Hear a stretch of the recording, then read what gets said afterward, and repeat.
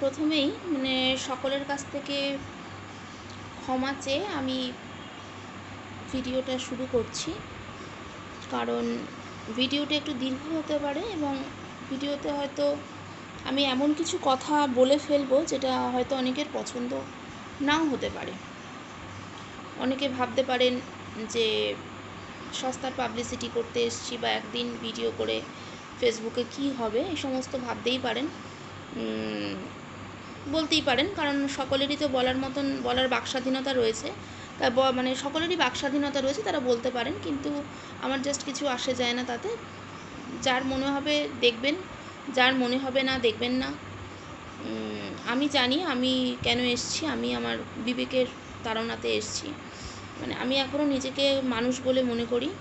এবং সবথেকে বড় কথা কি, আমি একটা মেয়ের মা। আমার মেয়েটা তো বড় হচ্ছে, তো আমি খুব আতঙ্কে আছি। কারণ এরপর ওকে তো আরও অনেকটা বড় জায়গাতে যেতে হবে, অনেক বড় জায়গায় পৌঁছাতে হবে। আমি জানি না আমি হয়তো ওকে কী করে ছাড়বো। সোশ্যাল মিডিয়ার দৌলতে মোটামুটি এখন আমরা সকলেই আমাদের যে বোনকে আমরা হারিয়েছি, তার শেষ সময়ের ছবি আমরা সকলেই দেখেছি। কিন্তু আমি যখন ভাবছি না যে কতটা কতটা কতটা কষ্ট, কষ্ট যে মানুষ একটা ডাক দিয়ে কাউকে ডাকতে পারলো না, কাউকে বলতে পারলো না যে কতটা যন্ত্রণার মধ্যে দিয়েও গেছে। আমি আমি ওর বাবা মারা কী পরিস্থিতিতে রয়েছেন। আমার মেয়েটা স্কুল যায়, আমি জানি যে ও কোন সময় ওকে অটোতে ওঠালে ও কোন সময় স্কুলে পৌঁছাবে। তার থেকে যখন একটু বেশি হয়ে যায়, ফোন করে না পৌঁছে, তো আমি কিন্তু আমি কি পরিস্থিতি আমার হয় শুধুমাত্র আমি জানি যে কি হতে পারে, যে কেন ফোন করছে না এখনও, কখন এত পৌঁছতে দেরি হচ্ছে, তাহলে ওনার কি হচ্ছে সেটা বোঝার মতন ধারণা মনে হয় আমাদের কারোরই নেই। তো কি হবে না হবে, একজন নয় অনেকে। তো সেই সমস্ত তো আমরা মোটামুটি এখন জানি যে, কিন্তু এখন কথা হলো যে যে হাতে এসছে, তো সে কিভাবে, তার কি হবে। হয়তো এই যে এত আমরা কথা বলছি যে ফাঁসি ঠাসি, হয়তো সেটা কিছু হলোই না, যাবজ্জীবন হলো, তো কি হবে তাতে। সে তো 3 বেলার খাবার, শেল্টার, পুলিশ প্রোটেকশন সমস্ত কিছুই তো পেলো। এই যে আমাদের ভারতে আমি জানি না, আমি আইন বুঝি না এত, কিন্তু আমাদের যে ভারতীয় যে আইন, এই যে লেন্দি একটা প্রসিডিওর, এটা কি হবে, আমি বুঝতে পারছি না আদৌ কি কিছু সম্ভব। কারণ আমি যা চাই, আমি ব্যক্তিগতভাবে চাই না, আমি যা চাই সেটা হয়তো এখানে গ্রহণযোগ্যতা নেই তার কোনো, আমি জানি। হয়তো অনেকে মানবাধিকার কমিশন অনেকে অনেক রকম কিছু তো করে আসবে। আর আমরা তো সাধারণ মানুষ, আমরা সেলিব্রিটি নই, এবং আমরা কোনো রাজনৈতিক দলের নেতানেত্রীও নই যে আমরা লাউডস্পিকার নিয়ে একটা বাঁধা মঞ্চ পেলাম, নিজেদের মনের কথা খুলে বললাম। তো আমাদেরকে যেটুকু জানাবার, আমাদের মনের কথাটা এখানেই খুলে বলতে হবে, আমাদের আর কোনো তাছাড়া কোনো আর উপায় নেই। যেমন আমার ইচ্ছা যে ফাঁসি, তো ফাঁসিটা আমার ইচ্ছা নয়, ফাঁসি দিলে কি হলো, হয়ে গেল, মিটে গেল ঝামেলা, এটা আমার ইচ্ছা না। প্রতিটা মুহূর্তে যেন মৃত্যু যন্ত্রণাটা ফিল করতে পারে, প্রতিমত বুঝতে পারে যে আমি একটু একটু একটু করে মৃত্যুর দিকে ঠেলে যাচ্ছি, একদিনে নয়, বেশ অনেকটা সময় ধরে, অনেক দিন ধরে সে মৃত্যু যন্ত্রণাটাকে ভোগ করলো। না, কিন্তু জানি এটা হবে না, এটা সম্ভব নয়। আবার যেমন আমার ইচ্ছা যে একটা পুরুষ তো তার সব থেকে অহংকারের জায়গা যেটা মানে যে অঙ্গটা যে সেইটা ধরুন মানে তার পৌরসত্ব দেখানোর জায়গা বা তার মহিলাদের প্রতি তাদের যে অত্যাচারের জন্য যে তারা যেটা ব্যবহার করে তো সেইটাকে শরীর থেকে বাদ দিয়ে দেওয়া হোক।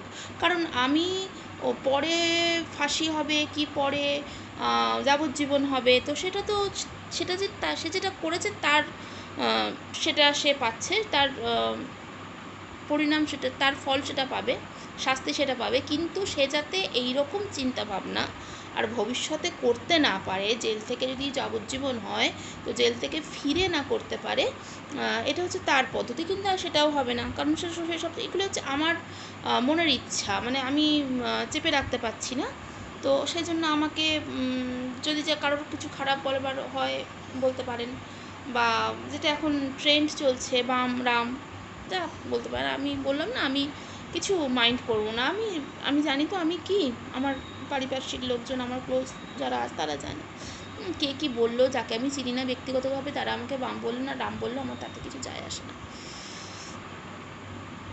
কিন্তু আমি তো বুঝতে পারছি না এই যে মানে ভদ্রলোকটি তো ধরা পড়েছে তো সবাই তো জানে করেছে দয়া করে এটাকে আর 10 বছর 15 বছর যেটাই করতে হোক আর যেন আমার একটাই যে লেন্দি হবে না লেন্দি করার উচিত না বা এমন একটা কিছু না যে পরবর্তীকালে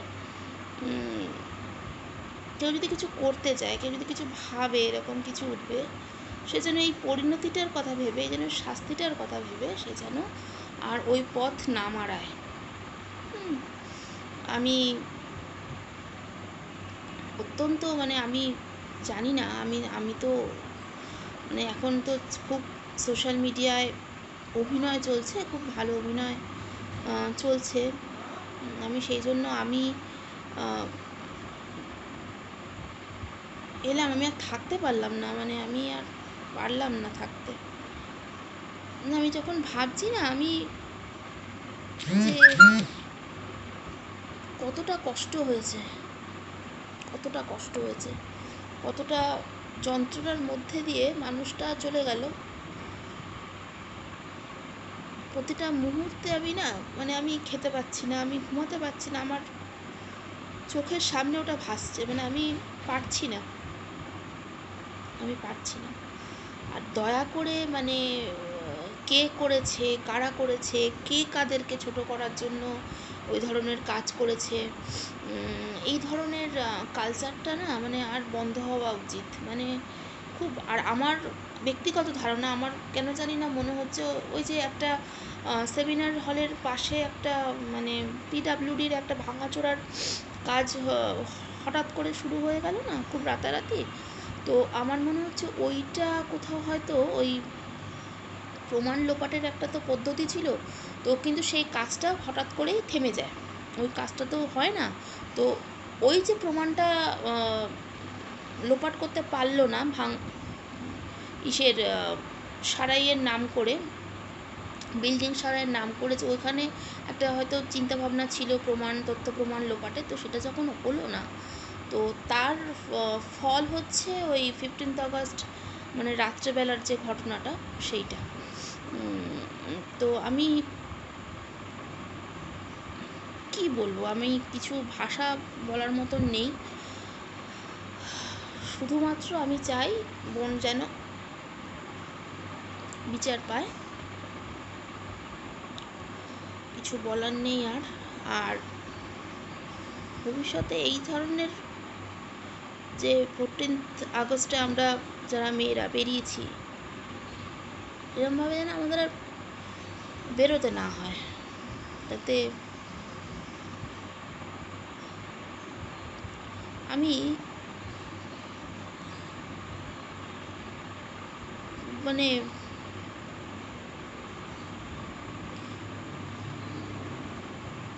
মেয়েটাকে নিয়ে না খুব চিন্তায় আছি কারণ পারবো না হোস্টেলে রেখে হতে এরপর যদি কোনো তো এমন চান্স পায় ভালো সুযোগ আছে হস্টেলে রেখে পড়ানোর পারবো না কারণ সেক্ষেত্রেও একটা র্যাগিং একটা বড় একটা প্রশ্নের জায়গা ফেলে দেয়। আর এই যে একটা সবসময় তো আমার পক্ষে আর ওর সাথে সাথে থাকাটা সম্ভব নয়। একটু একটু করে এখন ছাড়ি ওকে, একটু একটু করে যাতায়াত করে একা, টিউশন, স্কুল। তো সন্ধ্যাবেলা হয় ফেরে।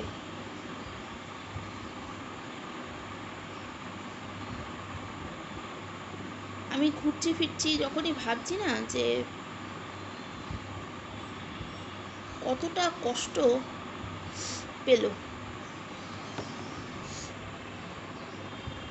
আর যখনই বোনকে দেখছি না তখনই ভাবছি যে আর মনে হচ্ছে যে আজকে যদি আমার গুড্ডিটা থাকতো ওখানে। ভাবতে চাইছি না আমি, কিন্তু আমার ভেতরে এসে যাচ্ছে। আমি ভাবতে চাইছি না, আমার ভেতরে এসে যাচ্ছে যে আমি মানে কি কি পাগলের মতন অবস্থা হতো আমার। আর সকলের কাছে আমি আমার একটা অনুরোধ, যতদিন না বোন সুবিচার পাচ্ছে, এই ব্যাপারটা তো আমাদের তো হয় এরকম, বহু ব্যাপার থিতিয়ে যায়, হয় না, সুদূর প্রসারী, মানে হয়তো ভুলেই যায় মানুষ। তো এইটা কেউ ভুলে যেতে দেবেন না দয়া করে। এইটা রোজ কিছু না কিছু, বা যদি রোজ না হয় একদিন ছাড়া ছাড়া বোনতে একটা একটা পোস্ট, একটা কিছু, তো যাতে আমরা তাকে এইভাবেই মনে রাখতে যেন পারি। কিছু আমি এটুকুই শুধু বলার, মানে আমি মনে হতে পারে কেন এলো, কি বলল, কি দরকার ছিল, কিন্তু আমি আর পারলাম না থাকতে। আমি সেই জন্যই এলাম কথাগুলো বলতে, যে দয়া করে এই এই যে শাস্তির যে পদ্ধতিটা আমাদের ভারতবর্ষে, এটাকে আর দয়া করে